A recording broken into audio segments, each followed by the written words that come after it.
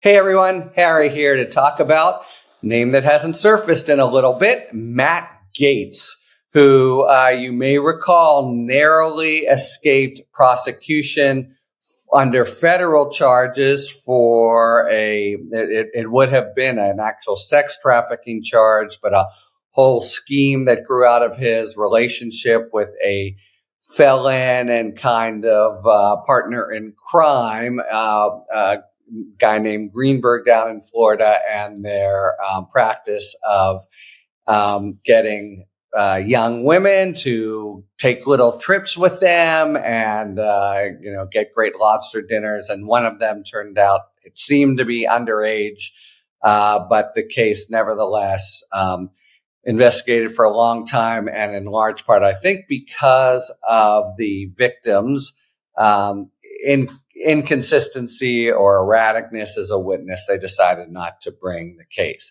But the Gaetz is nevertheless a very well-known kind of frat boy, sort of, a guy you would definitely not want your daughter anywhere near when he was in college. And his list of peccadillos up to felonies remains long. And the focus on him now is a bipartisan ethics committee in the House. And they have responded to Gaetz's characteristic swashbuckling attack on them. He lashed out, and they issued a statement about their long-running probe saying, "We're confident in the integrity." Remember, it's a bipartisan panel. Not much is bipartisan in the House these days, equally split between Republicans and Democrats, saying we're confident in the integrity of the process and telling us a little bit about what they're doing. They've said more than a dozen interviews, so it could be some of those figures from down in Florida, Greenberg now doing time, but maybe others that were involved, including women. Issued 25 subpoenas. That's actually a dozen interviews. 25 subpoenas is a modest, I would say. It's not the most detailed or comprehensive investigation, and received thousands of pages of documents as part of the investigation. That too adds up to a medium investigation, but it is ongoing. And Gaetz is deciding to be very confrontational about it. But based on its review, they say the committee has determined certain of the allegations merit continued review. And we've identified new things that merit review. All right, what kinds of things are we talking about? Basically, Gaetz came in as a sort of gross guy, showing, pictures of women he slept with to people to other members on the floor. And I mean, look, he's the kind of guy, just think about Greenberg, who, plans weekends around women that they find on a website to take on trips and give drugs to. And, he's like a 19-year-old and a jerk 19-year-old at that, which you would maybe, whatever you feel about fraternities, the worst part of fraternities, that's Matt Gaetz. Okay. So what are they talking that they're looking into? Sexual misconduct.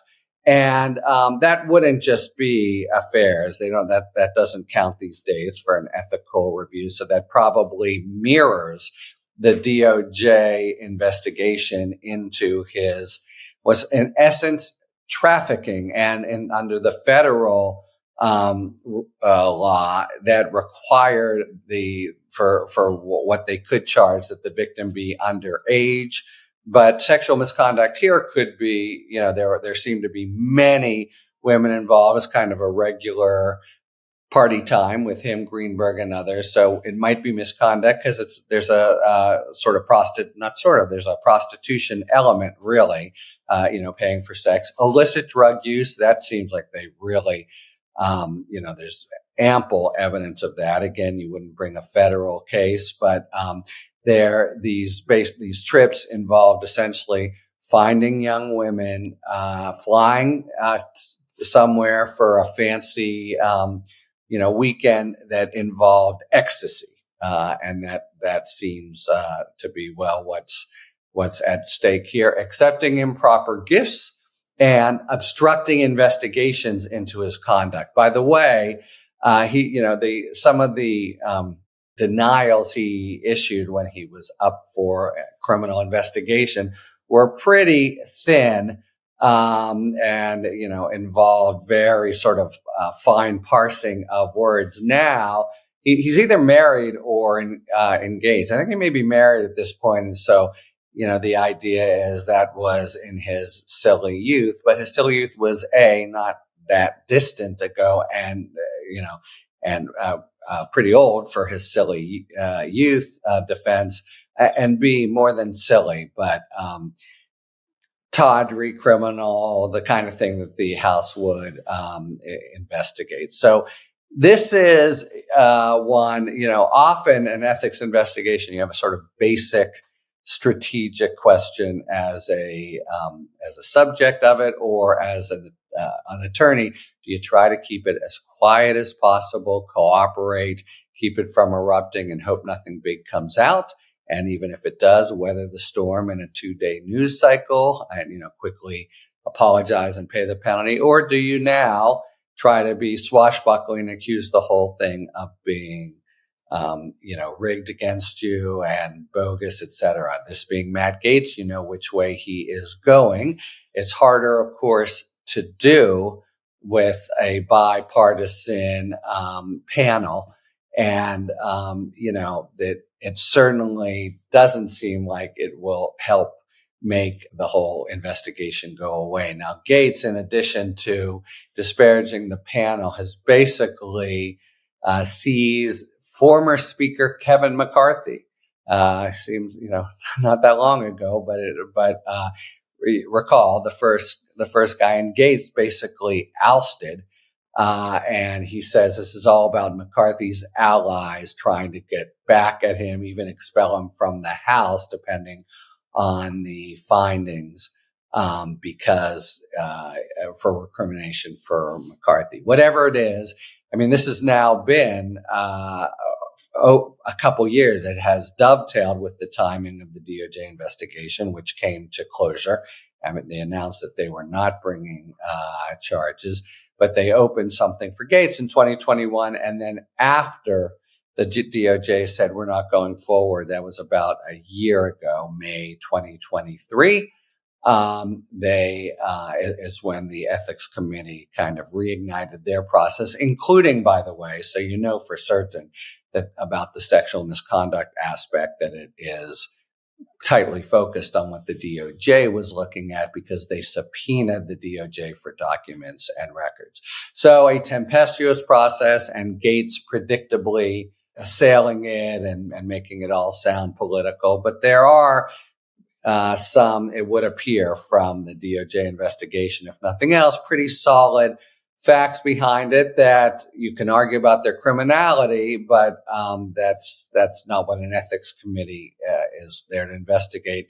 And they have a sort of loose, did you bring embarrassment on the House or on the Congress, et cetera. But the charges of the basic kind of nasty, frattish conduct with strange young women and ecstasy and trips, certainly doesn't reflect well on the House of Representatives, not to mention Matt Gaetz himself. So we'll see how that develops. But Gaetz's saber rattling seems to have had the opposite effect as intended.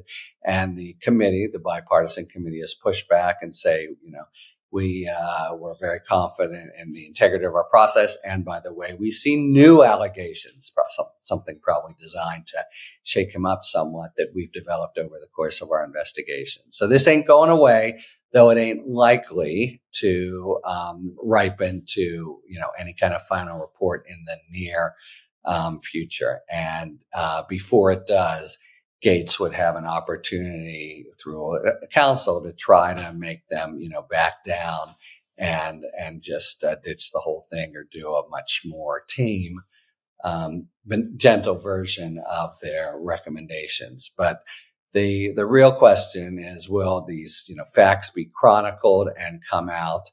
And they're, right now, given how closely they're looking at them and their reiterating that they're bona fide and serious, you have to imagine that that's in Gaetz's future, if not immediate future.